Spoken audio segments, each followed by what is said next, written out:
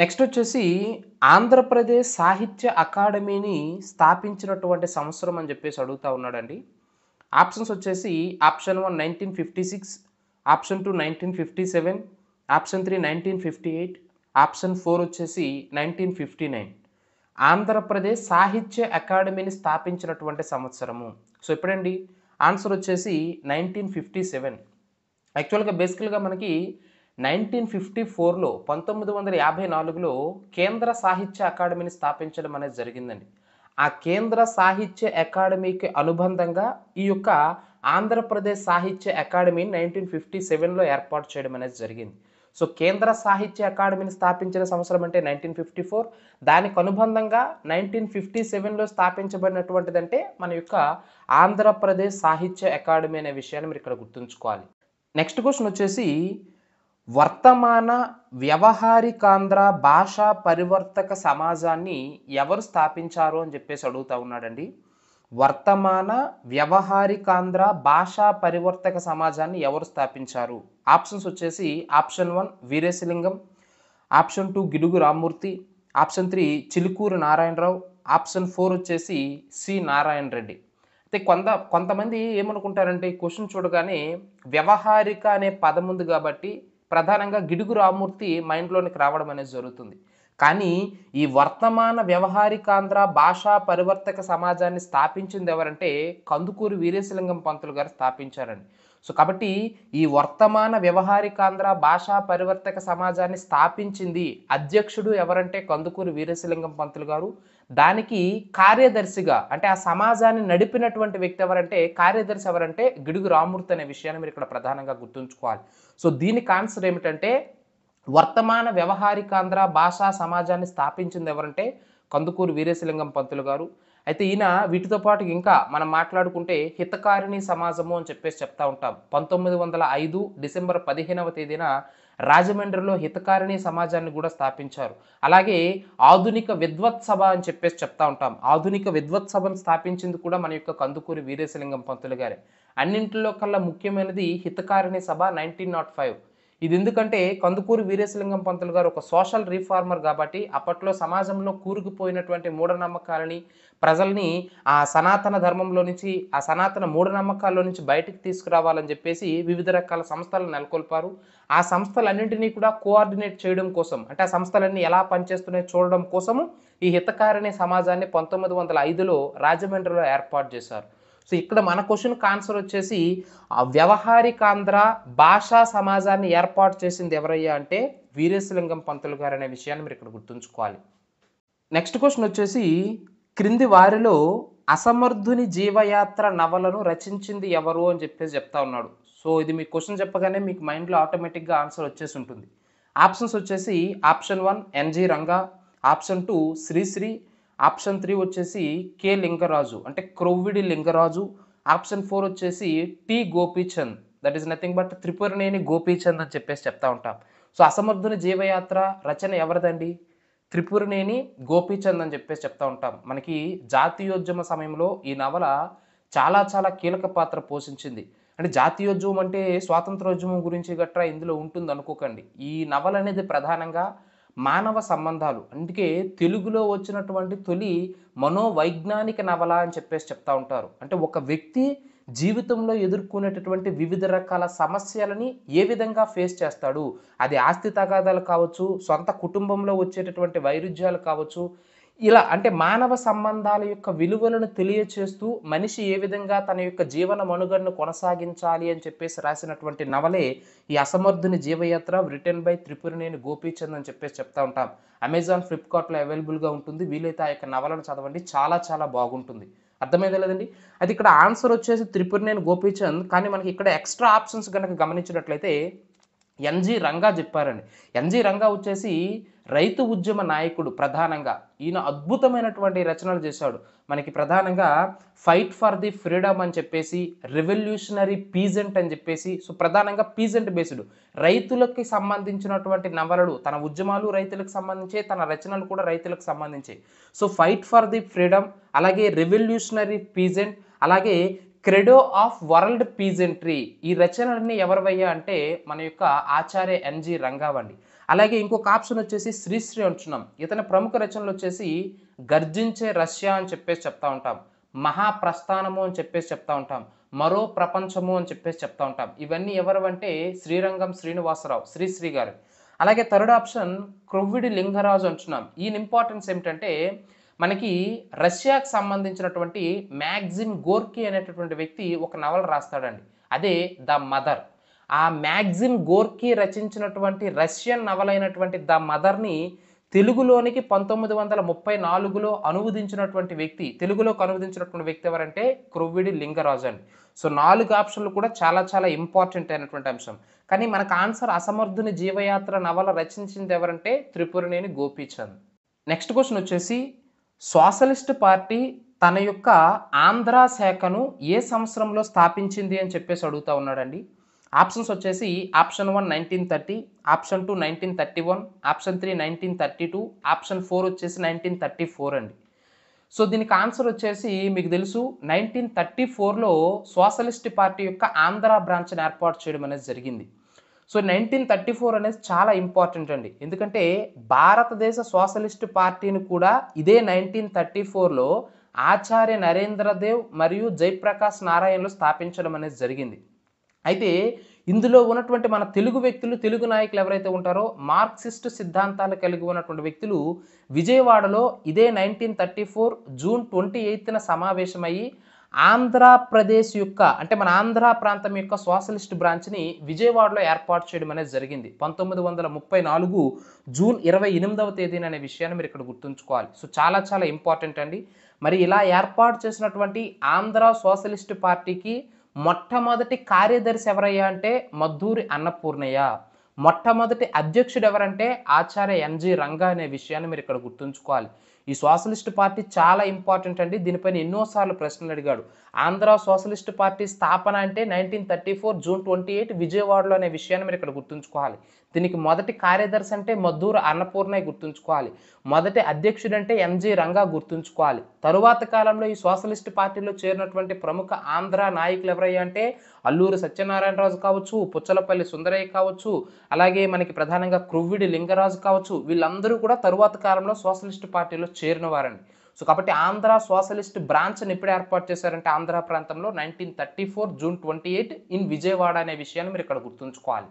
Next question వచ్చేసి గుంటూరు నుండి క్రింది వారిలో హిందూ పత్రికలో తెలుగు ప్రజల ప్రస్తుత పరిస్థితిపై అనేక వ్యాసాలు రాసింది ఎవరు అని చెప్పేసి అడుగుతూ ఉన్నారండి. హిందూ పత్రికలో తెలుగు ప్రజల ప్రస్తుత పరిస్థితి అనే శీర్షిక పేరుతో వ్యాసాలు రాసింది ఎవరు అని చెప్పేసి అడుగుతూ ఉన్నాడు.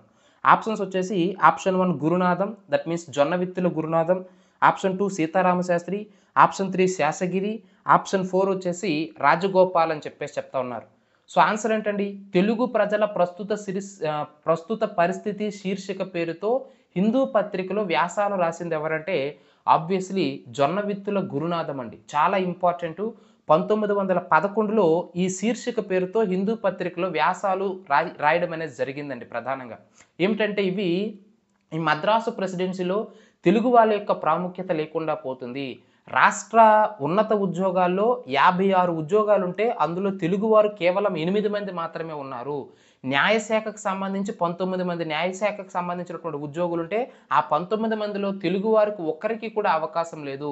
సో కాబట్టి తెలుగు వారికి మద్రాసు ప్రెసిడెన్సీలో మద్రాసు రాష్ట్రంలో అవకాశాలు లేకుండా చేస్తున్నారు. మన తెలుగువారి పరిస్థితి ఇది అని చెప్పేసి తెలుగు ప్రజల ప్రస్తుత పరిస్థితి శీర్షిక పేరుతో ఈయన ఈ యొక్క వ్యాసాలను హిందూ పత్రికలో రాశారండి జొన్నవిత్తుల గురునాథం గారు. చాలా చాలా ఇంపార్టెంట్ అయినటువంటి అంశం. అలాగే ఈ క్వశ్చన్కి రిలేటెడ్ కాకపోయినా ఎక్స్ట్రా ఇన్ఫర్మేషన్ మనం మాట్లాడుకున్నట్లయితే మన యొక్క ఆ మద్రాసు రాష్ట్రంలో తెలుగువారి పరిస్థితులపైన మద్రాసు రాష్ట్రం నుంచి ప్రత్యేక తెలుగు ప్రాంతాన్ని ఏర్పాటు చేయాలి అనేటటువంటి విషయం పైన తీవ్రమైనటువంటి కృషి, చాలా అద్భుతమైనటువంటి కృషి చేసినటువంటి పత్రికలు అనేటప్పుడు దేశాభిమాని పత్రిక అనేది ముందు వరుసలో ఉంటుందండి. దేశగుప్తం శేషాచలపతిరావు గారు అని చెప్పేసి చెప్తా ఉంటాం. దేశగుప్తం శేషాచలపతిరావు గారు విజయవాడ కేంద్రంగా ఈ దేశాభిమాని పత్రికను స్థాపించడం అనేది జరిగింది. ఈయన తెలుగువారి యొక్క ప్రతిభ కనుమరుగైపోతుంది అనేటటువంటి శీర్షికతో అద్భుతమైనటువంటి వ్యాసాలు ఈ యొక్క దేశాభిమాని పత్రిక ద్వారా మన తెలుగువారికి మద్రాసు రాష్ట్రంలో జరుగుతున్నటువంటి అన్యాయాల గురించి అద్భుతమైనటువంటి వ్యాసాలు రచించడం అనేది జరిగిందండి.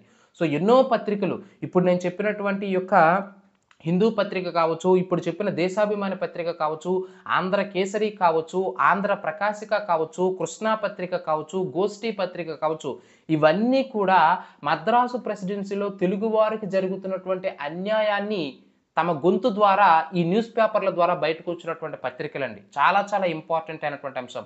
సో ప్రధానంగా ఇప్పుడు మనకు కావాల్సినటువంటి ఆన్సరు గుంటూరు నుండి వెలువడినటువంటి హిందూ పత్రికలో తెలుగు ప్రజల ప్రస్తుత పరిస్థితి పేరుతో శీర్షికలు రాసింది ఎవరయ్యా అంటే Jonnavithula Gurunatham in the year of 1911 అనే విషయాన్ని మీరు ఇక్కడ గుర్తుంచుకోవాలి. నెక్స్ట్ క్వశ్చన్ వచ్చేసి, స్వంత ప్రభుత్వం ఉంటే తప్ప తెలుగు సంస్కృతికి రక్షణ లేదు అని చెప్పేసి ఈ క్రింది ఏ తెలుగు పత్రిక వ్యాఖ్యానించింది అని చెప్పేసి అడిగాడండి. ఆప్షన్స్ వచ్చేసి ఆప్షన్ 1 దేశభాషా పత్రిక, ఆప్షన్ 2 లోకమంజరి పత్రిక, ఆప్షన్ 3 దేశాభిమాని పత్రిక, ఆప్షన్ 4 వచ్చేసి శశిరేఖ పత్రిక అని చెప్పేసి చెప్పడం జరుగుతుంది. క్వశ్చన్ ఏంటండి, స్వంత ప్రభుత్వం ఉంటే తప్ప తెలుగు సంస్కృతికి రక్షణ లేదు. సో ఆబ్వియస్లీ ఆన్సర్ ఏమిటంటే దేశగుప్తం శేషాచలపతిరావు గారు రచించినటువంటి దేశాభిమాని పత్రిక అండి. ఆల్రెడీ గత క్వశ్చన్లో మనం మాట్లాడినట్టు మద్రాసు ప్రెసిడెన్సీలో తెలుగు వారికి అవకాశం లేకుండా పోతుంది, మన సంస్కృతిని తొక్కేస్తున్నారు, మన విద్యా అవకాశాలు లాక్కుంటున్నారు, మన ఉద్యోగ అవకాశాలు లాక్కుంటున్నారు, సామాజికంగా మనల్ని పీడిస్తున్నారు. సో కాబట్టి వీటన్నింటి నుంచి మన సంస్కృతిని రక్షించుకోవాలన్నా, మన భాషను రక్షించుకోవాలన్నా, మన ఉద్యోగ అవకాశాలు మనం పొందాలన్నా, మన విద్యా అవకాశాలు మనం పొందాలన్నా ప్రత్యేక రాష్ట్రమే, అంటే ప్రత్యేక తెలుగు వారికి అందరికీ ప్రత్యేక రాష్ట్రం ఏర్పడి మనకంటూ ఒక కొత్త ప్రభుత్వం ఉంటే తప్ప ఇవన్నీ మనం పొందలేము అని చెప్పేసి దేశగుప్తం శేషాచలపతిరావు గారు విజయవాడ కేంద్రంగా ఈ యొక్క దేశాభిమాని పత్రికను స్థాపించడం అనేది జరిగింది. ఈ దేశాభిమాని పత్రికలోనే సొంత ప్రభుత్వం ఉంటే తప్ప మన సంస్కృతికి రక్షణ లేదు అనేటువంటి అంశాన్ని ఈ పత్రికలో పేర్కొనడం అనేది జరిగింది. సో ఆన్సర్ వచ్చేసి ఆప్షన్ 3 దేశాభిమాని పత్రిక అండి. నెక్స్ట్ క్వశ్చన్ వచ్చేసి 1913లో బాపట్లలో జరిగిన ప్రథమ ఆంధ్ర మహాసభకు అధ్యక్షత వహించి ప్రత్యేక ఆంధ్ర రాష్ట్ర ఆలోచనకు వ్యతిరేకించింది ఎవరు అని చెప్పేసి అడుగుతా ఉన్నాడండి. ఆప్షన్స్ వచ్చేసి option 1 Nyapathi Subbarao, option 2 B N Sharma, option 3 Krishnarao, option 4 Moocharla Ramachandrarao అని చెప్పేసి చెప్తా ఉన్నాం. సో దీనికి వెంటనే మీరు నాకు ఆన్సర్ చెప్పాలండి. క్వశ్చన్లోనే ఆన్సర్ ఉంది. సో ప్రధానంగా క్వశ్చన్ కరెక్ట్గా చదివితే ఆన్సర్ చెప్పేస్తారు. ఆన్సర్ ఏమిటంటే బిఎన్ శర్మ అండి. అంటే బయ్యా నరసింహేశ్వర శర్మ అని చెప్పేసి చెప్తా ఉంటాం, ఆయన్నే షార్ట్కట్లో బిఎన్ శర్మ అంటాం. 1913 మే 26వ తేదీన బాపట్లలో ఈ బిఎన్ శర్మ అధ్యక్షతనే మొట్టమొదటి సమావేశం, అంటే దట్ మీన్స్ ఆంధ్ర మహాసభ అనేది ఈయన అధ్యక్షతనే జరిగిందండి. బేసిక్గా ప్రత్యేక ఆంధ్ర రాష్ట్రం కావాలంటే ఆంధ్ర మహాసభలు ఏర్పాటు చేయాలని చెప్పినటువంటి వ్యక్తి ఎవరంటే వేమవరపు రామదాసు పంతులు గారు అని చెప్పేసి చెప్తా ఉంటాం. సో ఆయన చెప్పినట్టుగానే ఆంధ్ర మహాసభలు ఏర్పాటు చేశారు. అందులో భాగంగా ప్రథమ ఆంధ్ర మహాసభ లేదా మొదటి ఆంధ్ర మహాసభ అనేది 1913 మే 26వ తేదీన బాపట్లలో బిఎన్ శర్మ అధ్యక్షతన జరిగింది. ఈ బిఎన్ శర్మనే అధ్యక్షుడు కాబట్టి అధ్యక్షోపన్యాసం ఈయన ఇచ్చాడు అధ్యక్షుడిగా. ఇస్తూ ఏమన్నాడంటే, మనము ఆంధ్ర రాష్ట్రాన్ని కొంతసేపు పక్కన పెట్టండి, ఆంధ్రులు అనేవారు బ్రిటిష్ వారి పట్ల విధేయంగా ఉండాలి. అంటే ఇతను ఇండైరెక్ట్గా ఏం చెప్పాడంటే బ్రిటిష్ వారి పరిపాలన యాక్సెప్ట్ చేయండి, మనం ప్రథమంగా భారతీయులం, ఆ తర్వాతే ఆంధ్రులం అని చెప్పేసి చెప్పాడు. అంటే ఇలా సూటిపోటు మాటల ద్వారా టాపిక్ని డైవర్ట్ చేస్తూ వేమవరపు రామదాస్ పంతులు గారు ఎవరైతే ఉంటారో ఈయనే ఆ సభలో, అంటే ఆ ప్రథమాంధ్ర మహాసభలో ప్రత్యేక ఆంధ్ర రాష్ట్ర తీర్మానాన్ని పాస్ చేస్తారండి. పాస్ చేసినప్పుడు చాలామంది వ్యతిరేకిస్తారు. అందుకే ఇక్కడ క్వశ్చన్ మీరు అబ్జర్వ్ చేయాలి. న్యాపతి సుబ్బారావు వ్యతిరేకించాడు, గుత్తి కేశవ పిల్లై వ్యతిరేకించాడు, అలాగే మోచర్ల రామచంద్రరావు వ్యతిరేకించాడు, ఈ బిఎన్ శర్మ వ్యతిరేకించారు. వీళ్ళందరూ కూడా ప్రత్యేక ఆంధ్ర రాష్ట్ర తీర్మానాన్ని వ్యతిరేకించిన వారే. కానీ క్వశ్చన్ ఏమిచ్చాడు, 1913లో బాపట్లలో జరిగిన ప్రథమ ఆంధ్ర మహాసభకు అధ్యక్షత వహించి ప్రత్యేక ఆంధ్ర రాష్ట్ర ఆలోచనను వ్యతిరేకించింది ఎవరు అంటే అప్పుడు బిఎన్ శర్మ. ఎందుకంటే ఆయనే బాపట్ల ప్రథమాంధ్ర మహాసభకు అధ్యక్షత వహించాడు, వ్యతిరేకించాడు. అర్థమైందా లేదండి? యాక్చువల్గా న్యాపతి సుబ్బారావు ఆప్షన్స్లో ఉన్న ఫస్ట్ ఆప్షన్ న్యాపతి సుబ్బారావు వ్యతిరేకించాడు, మూచర్ల రామచంద్రరావు కూడా వ్యతిరేకించాడు, గుత్తు కేశవ పిల్లై వ్యతిరేకించారు, బిఎన్ శర్మ వ్యతిరేకించాడు. అందుకే క్వశ్చన్ బాగా చదవాలని చెప్పిన్నాను. సో 1913 బాపట్లలో జరిగిన మొదటి ఆంధ్ర మహాసభలో ప్రత్యేక ఆంధ్ర రాష్ట్ర తీర్మానాన్ని వ్యతిరేకించినటువంటి ప్రథమాంధ్ర మహాసభ అధ్యక్షుడు ఎవరంటే బిఎన్ శర్మ. ఆ యొక్క ప్రథమాంధ్ర మహాసభలో ప్రత్యేక ఆంధ్ర రాష్ట్ర తీర్మానాన్ని పాస్ చేసింది ఎవరంటే వేమవరపు రామదాస పంతులు అనే విషయాన్ని మీరు ఇక్కడ ప్రధానంగా గుర్తుంచుకోవాలి. నెక్స్ట్ క్వశ్చన్ వచ్చేసి భాషా ప్రయుక్త రాష్ట్రాలపై కేంద్ర శాసనసభలో ఏ సంవత్సరంలో బిఎన్ శర్మ తీర్మానం ప్రవేశపెట్టాడు అని చెప్పేసి అడుగుతా ఉన్నాడండి. ఆప్షన్స్ వచ్చేసి ఆప్షన్ 1 1917, ఆప్షన్ 2 1918, ఆప్షన్ 3 1919, ఆప్షన్ 4 1920 అండి. క్వశ్చన్ మరలా చదువుతున్నాను. భాషా ప్రయుక్త రాష్ట్రాలపై కేంద్ర శాసనసభలో ఏ సంవత్సరంలో బిఎన్ శర్మ తీర్మానం ప్రవేశపెట్టాడు అంటే ఆన్సర్ వచ్చేసి 1918 అండి. సో ప్రధానంగా ఈ 1918 ఫిబ్రవరి 6వ తేదీన ఈ బయ్యా నృసింహేశ్వర శర్మ అనేటటువంటి వ్యక్తి అలియాస్ బిఎన్ శర్మ అనేటువంటి వ్యక్తి కేంద్ర శాసనసభ దట్ ఈస్ నథింగ్ బట్ పార్లమెంట్లో ఒక తీర్మానాన్ని ప్రవేశపెడతాడు. ఏమని? అయ్యా, అత్యధిక ప్రజలు ఒకే భాషను మాట్లాడేవారు ఎవరైనా ఉంటే వాళ్ళు ప్రత్యేక రాష్ట్రాన్ని కోరితే ఆ ప్రత్యేక రాష్ట్రాన్ని ఏర్పాటు చేయండి. అంటే ఇలా భాషా ప్రాతిపదికన ఎక్కువ భాష మాట్లాడే ఎక్కువ ప్రజలు ప్రత్యేక రాష్ట్రాన్ని కోరితే అలా వీలున్నన్ని రాష్ట్రాలు ఏర్పాటు చేయండి, లాంగ్వేజ్ బేస్డ్ లింగ్విస్టిక్ బేస్డ్ స్టేట్స్ని ఏర్పాటు చేయండి అని చెప్పేసి ఈయనే 1918 ఫిబ్రవరి 6వ తేదీన కేంద్ర శాసనసభలో ఈ తీర్మానాన్ని పాస్ చేయడం అనేది జరిగింది. అలాగే మన యొక్క ప్రత్యేక ఆంధ్ర రాష్ట్రాన్ని ఏర్పాటు చేయడం కోసము ఆంధ్ర కాంగ్రెస్ సభ కూడా ఏర్పడిందండి. ఇదే 1918 జనవరి 22వ తేదీన. చాలా చాలా ఇంపార్టెంట్ అయినటువంటి అంశం.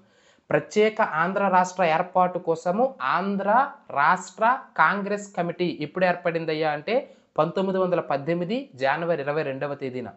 ఈ ఆంధ్ర కాంగ్రెస్ సభ లేదా ఆంధ్ర కాంగ్రెస్ కమిటీకి మొట్టమొదటి అధ్యక్షుడిగా పనిచేసినటువంటి వ్యక్తి ఎవరయ్యా అంటే న్యాపతి సుబ్బారావు. మొట్టమొదటి కార్యదర్శిగా పనిచేసినటువంటి వ్యక్తి ఎవరయ్యా అంటే కొండా వెంకటప్పయ్య అనే విషయాన్ని మీరు ఇక్కడ ప్రధానంగా గుర్తుంచుకోవాలి. నెక్స్ట్ క్వశ్చన్ వచ్చేసి క్రింది వారిలో 1932లో మద్రాసు రాష్ట్ర ముఖ్యమంత్రి కాగానే ప్రత్యేక ఆంధ్ర రాష్ట్రాన్ని వ్యతిరేకించింది ఎవరు అని చెప్పేసి అడుగుతా ఉన్నాడు. ఆప్షన్స్ వచ్చేసి ఆప్షన్ 1 పి రాయరామలింగన్ గారు, ఆప్షన్ 2 వచ్చేసి పి సుబ్బరాయన్ గారు, ఆప్షన్ 3 వచ్చేసి కేవి రెడ్డి నాయుడు గారు, ఆప్షన్ 4 వచ్చేసి బొబ్బిలి రాజా. ఆన్సర్ ఏంటండి? మీకు వెంటనే మైండ్లోనికి స్ట్రైక్ అయి ఉండాలి. ఎవరండి ఆన్సరు? బొబ్బిలి రాజా. మీకు తెలుసు, ఈ సైమన్ కమిషన్ ఎప్పుడైతే ఆంధ్ర ప్రాంతంలోనికి ప్రవేశించిందో భారతదేశం నలుమూలల్లో ఎలాంటి స్లోగన్ వినిపించిందో సైమన్ గో బ్యాక్ అనే నినాదం మన ఆంధ్ర ప్రాంతంలో కూడా అలానే వినిపించింది. ఆ టైంలో ఈ 1931 వచ్చేసరికి మన యొక్క ఆంధ్ర నాయకులు పట్టాభి సీతారామయ్య కావచ్చు, మన యొక్క అయ్యదేవర కాళేశ్వరరావు కావచ్చు, వీళ్ళందరూ కూడా గాంధీజీకి విజ్ఞప్తి చేశారు. అయ్యా, మాకు ప్రత్యేక ఆంధ్ర రాష్ట్రం కావాలి, ఈ మద్రాసీల యొక్క పెత్తనం మేము తట్టుకోలేకపోతున్నామని చెప్పేసి గాంధీజీకి విజ్ఞప్తి చేస్తే అప్పటి మద్రాసు రాష్ట్ర ముఖ్యమంత్రిగా ఉన్నటువంటి ఈ బొబ్బిలి రాజా ఎవరైతే ఉంటారో ఈయన ప్రత్యేక ఆంధ్ర రాష్ట్ర ఏర్పాటుకి మేము ఒప్పుకోము, ప్రత్యేక ఆంధ్ర రాష్ట్రాన్ని ఏర్పాటు చేయడానికి వీల్లేదు అని చెప్పేసి ఈ బొబ్బిలి రాజానే వ్యతిరేకించడం అనేది జరిగిందండి. సో కాబట్టి 1932లో మద్రాసు రాష్ట్ర ముఖ్యమంత్రి ఎవరంటే బొబ్బిలి రాజా. ఆ సమయంలో ప్రత్యేక ఆంధ్ర రాష్ట్రాన్ని వ్యతిరేకించింది ఎవరంటే ఈ బొబ్బిలి రాజా అనే విషయాన్ని మీరు ఇక్కడ గుర్తుంచుకోవాలి. ఇందులో ఫస్ట్ ఆప్షన్ గమనించినట్లయితే పి రామరాయనింగార్ అని చెప్పేసి చెప్తా ఉన్నాం. ఈయన ఇంపార్టెన్స్ ఏమిటంటే అందరూ కూడా ఫస్ట్ ఆప్షన్ ఇచ్చారు కాబట్టి మ్యాక్సిమం ఈయన అనుకుంటారు మద్రాసు రాష్ట్ర ముఖ్యమంత్రి ప్రత్యేక ఆంధ్ర రాష్ట్రాన్ని వ్యతిరేకించారంటే. కానీ ఈయన ఇంపార్టెన్స్ ఏమిటంటే ఈయన జస్టిస్ పార్టీ నుంచి 1920స్లో ముఖ్యమంత్రి అయ్యాడండి. ఈయన యొక్క ఇంపార్టెన్స్ ఏమిటంటే 1926 ఏప్రిల్ 26వ తేదీన ఆంధ్ర విశ్వవిద్యాలయం అనేది ఏర్పడిందండి. 1926 ఏప్రిల్ 26న.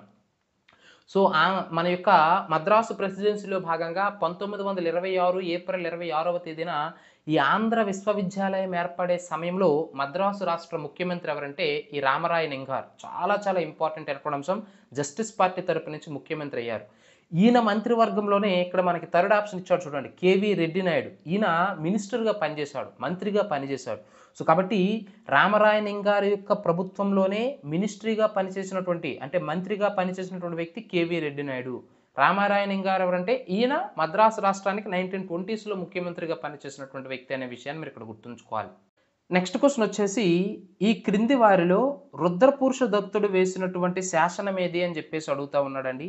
ఆప్షన్స్ వచ్చేసి ఆప్షన్ 1 గురజాల శాసనం, ఆప్షన్ 2 జగ్గయ్యపేట శాసనం, ఆప్షన్ 3 విజయపూరి శాసనం, ఆప్షన్ 4 శ్రీపర్వత శాసనము అని చెప్పేసి చెప్తా ఉన్నాం.